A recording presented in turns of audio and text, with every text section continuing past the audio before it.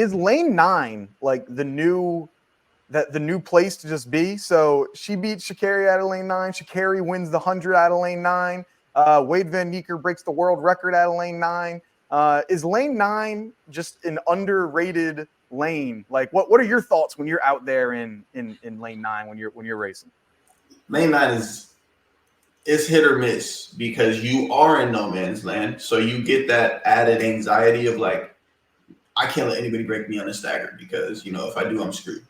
But you get that like a little bit of an extra push. So you're in your own race, you're in your own zone. And in a 200, if things go well, you shouldn't really see or feel anybody for at least, I'd say, like 60 meters, 70 meters if you're doing things right. So lane 7 could be a gift for those reasons. And if you can't get out, lane 9 might be some trouble for you, but seems like for those three athletes you just mentioned, lane 9 is pretty all right for them. What lane would you say is your ideal one? Where if you can pick every race where you're lining up?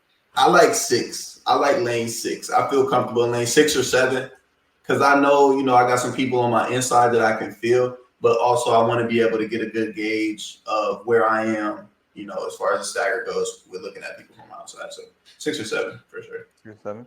And so for many of the races, do they just automatically assign you where you're going, or is it like, hey, if you're at the top, you get to pick and you're picking the lanes? Like how do they do those?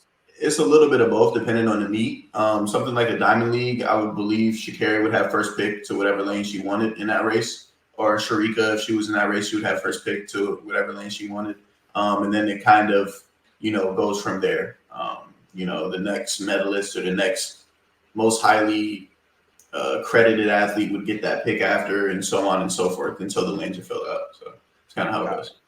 Makes sense. All right, yeah. I would say I've always liked being on the outside. Like I like hey, I'm just never gonna see anyone. If I just keep going, that was what it was like for me. I always loved being like when we were doing workouts, like, hey, let me lead it off. I don't want to see people. I just want to go. I can see. Well, I know why a lot of people hated it. I liked it for the opposite reasons. It's like, all right, let me just not see you, and then if I can do that, I know I'm doing well. So there it is.